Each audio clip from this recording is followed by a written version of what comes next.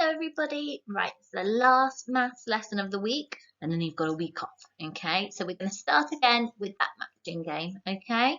So you've got to count how many there are in each picture, and if they're the same, they're a match. If they're different, then they're not a match. They're not a pair.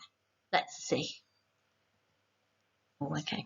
Remember to touch the screen or point as you're counting.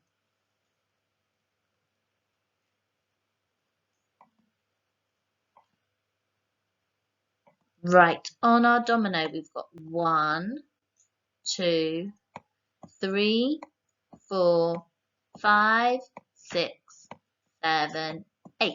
There are 8 on the domino. Let's count how many are on the tens frame. 1, 2, 3, 4, 5, 6, 7, 8. The domino has 8 and the tens frame has 8. They are a match. They are a pair. Let's have a look at the next one.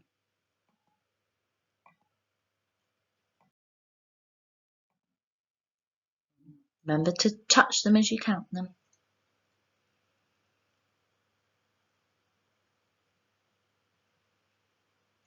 Okay, let's count together. 1, 2, 3, 4, 5, 6. There are 6 cakes in the tray.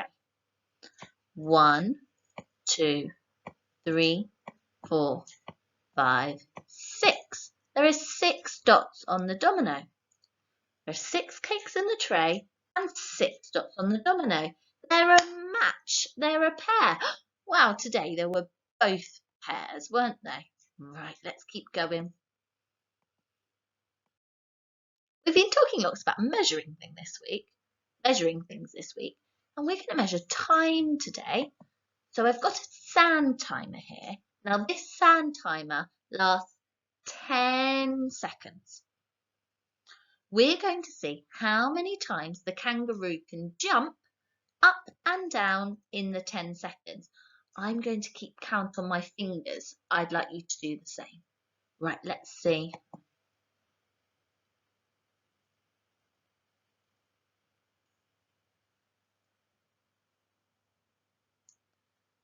All the sand's gone to the bottom. Oh no, how many jumps did the kangaroo do? Yes, 5. Let's see 5 on a tens frame. There it is. 1, 2, 3, 4, 5. 5 dots on the tens frame. There's the number 5. This time, we're going to watch the bee go all the way round the lap, all the way round.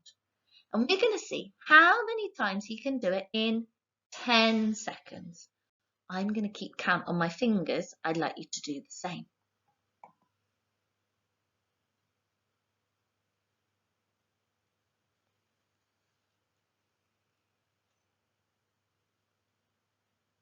Oh, all the sands ran out. Okay. How long was that? Oh, it was 2. Sorry. How many times did the bee go round? 2 times. Yes. Let's see 2 on a tens frame. 1, 2. And there's the number 2. Now, the kangaroo was able to jump 5 times, but the bee was only able to get round twice. That means that the jumping was quicker, wasn't it? You could do more of them.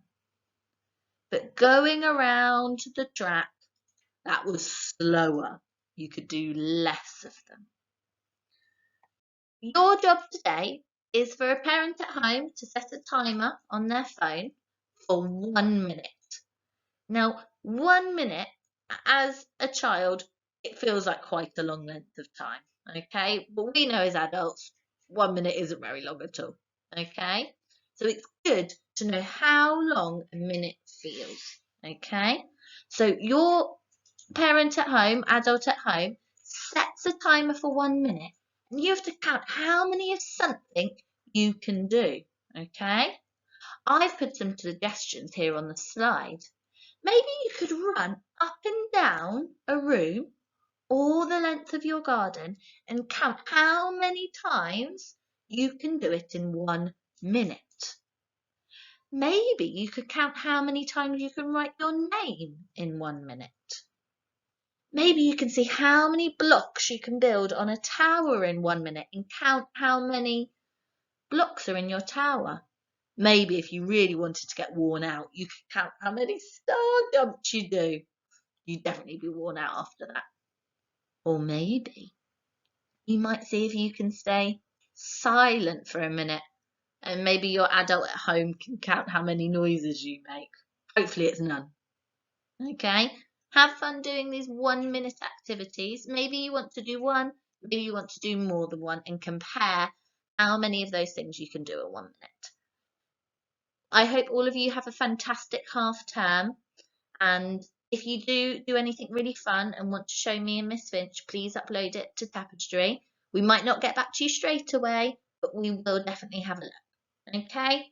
Have a lovely half term and a lovely time doing this maths activity. Bye-bye, everybody.